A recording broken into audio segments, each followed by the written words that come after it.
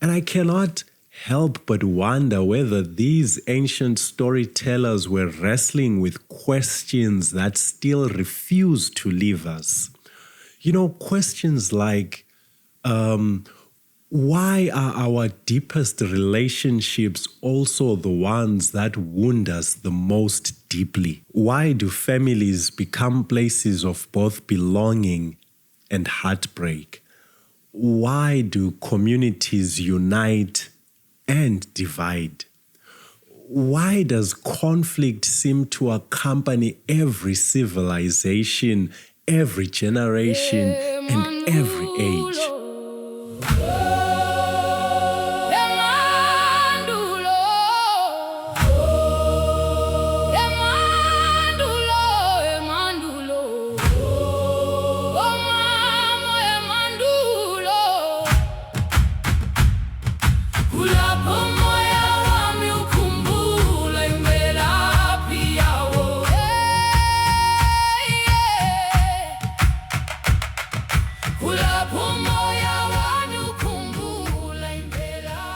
If it's your first time around this neck of the woods, welcome.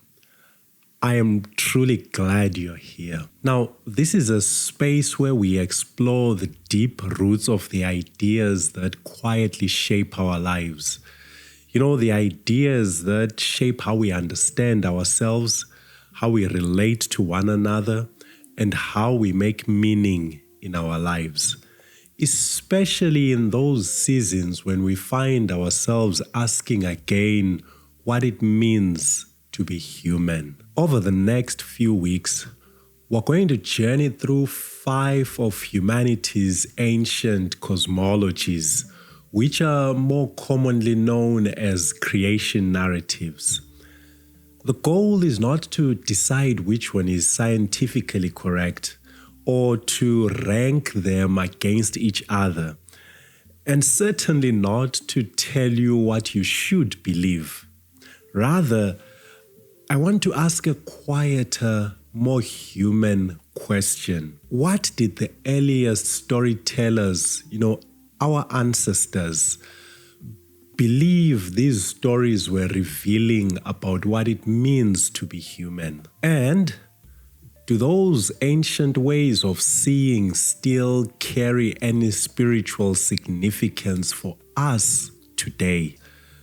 It turns out that long before writing, human beings were already reflecting deeply on identity, suffering, belonging, and meaning. And perhaps that's why these narratives endure. In many ways, they preserve humanity's oldest spiritual conversations. They carry the kind of questions our ancestors believed were worth asking. And today, we begin in ancient Mesopotamia, not with a single, simple myth, but with a web of traditions surrounding the gods known as the Anunnaki.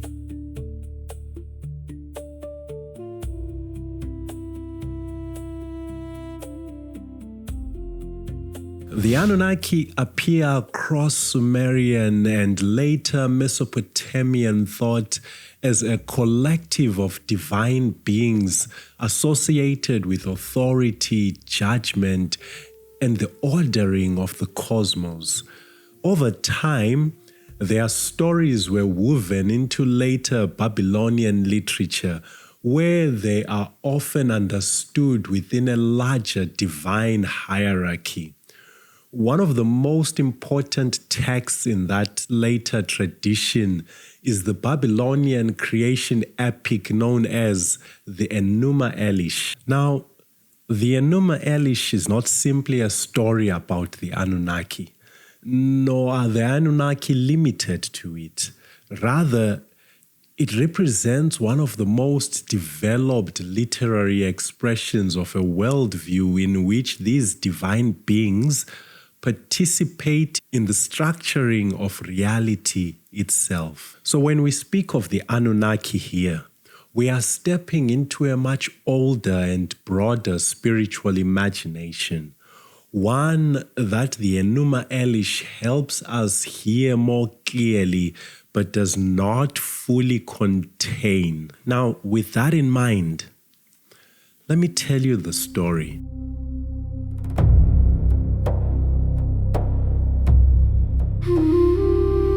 Long before there were cities, before kings, before temples carved stone into meaning, before anyone looked up at the stars and gave them names, before humanity itself, there was the deep. The ancients spoke of Apsu, the sweet waters, and Tiamat, the great salt sea. Together, they existed before the ordered world, and from them came generations of divine beings. The cosmos began as a family story. One generation gives rise to another. The younger gods multiply. They move, they create, they fill existence with activity, with movement, with sound. But over time, the very activity becomes a source of tension. Apsu longs again for stillness, for silence, for the quiet that existed before all this becoming. And so he resolves to destroy the younger gods and return everything to rest. But the plan does not remain hidden. The younger gods learn of it, and before Apsu can act, they act first. Apsu is defeated. The old order collapses, and what follows is not peace, but an even greater unraveling.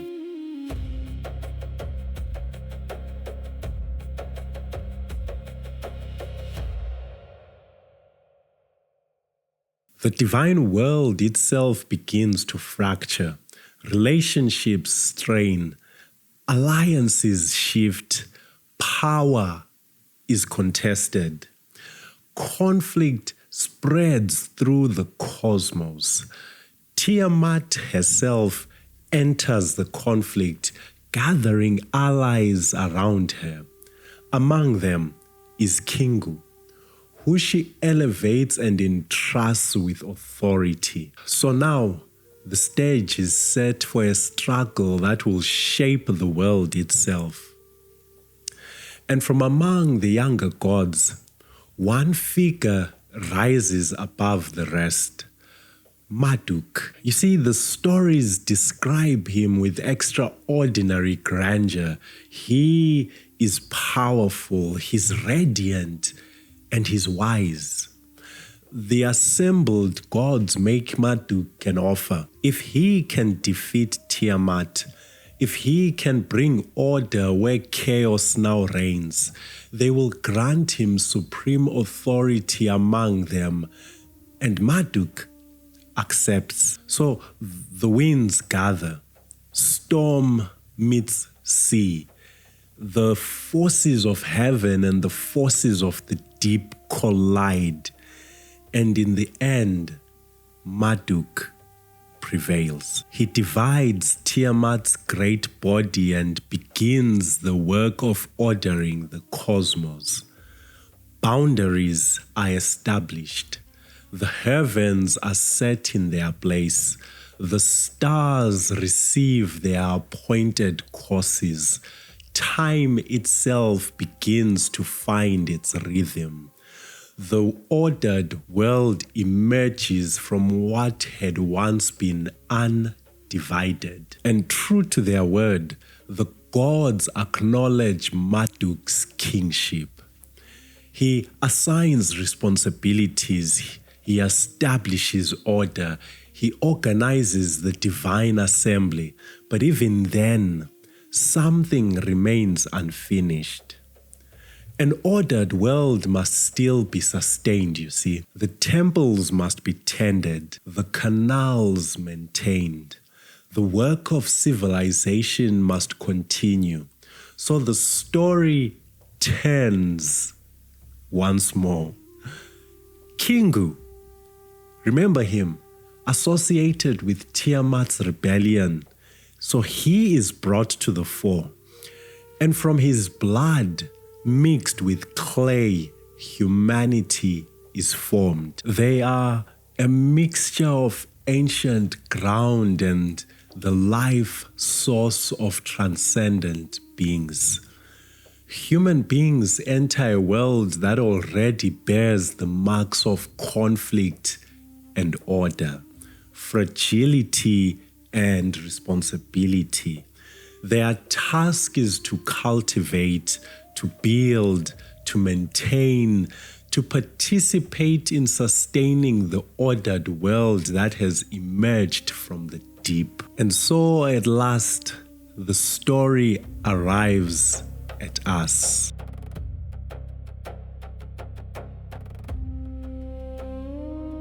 You see, one of the things that strikes me most about this story is that almost nothing exists in isolation. Everything comes into being through relationship. The world begins with a relationship between the gods Apsu and Tiamat. The gods themselves exist within families. Even the ordering of the cosmos is not described as an abstract event. It unfolds through relationships that are nurtured, strained, broken, and reconfigured. And perhaps that is the story's first great insight. Reality itself is relational, but it is also profoundly fragile. You know, think about it. The first family is not idyllic. It is marked with misunderstanding, fear, rivalry, conflict, and yes, violence. Before humanity appears, the divine world itself is already fractured. Order emerges, but never without a cost. And I cannot help but wonder whether these ancient storytellers were wrestling with questions that still refuse to leave us. You know, questions like, why are our deepest relationships also the ones that wound us the most deeply? Why do families become places of both belonging and heartbreak? Why do communities unite and divide? Why does conflict seem to accompany every civilization, every generation, and every age? Note, the remarkable thing about the Enuma Elish is that it doesn't begin with human conflict. Instead, it places fracture before history. It places rivalry before civilization. It places warfare before humanity itself. Long before the first city was built, long before the first king ascended the throne, long before the first human drew breath, the cosmos was already marked by contested power, fragile relationships, and violence. And then humanity enters the story, not from outside that reality, but from within it, fashioned from clay and blood, fashioned from a world already carrying memory of conflict, responsibility, and relationship. Perhaps the storytellers are saying something astonishing here, which is that to be human is to carry within ourselves realities older than ourselves.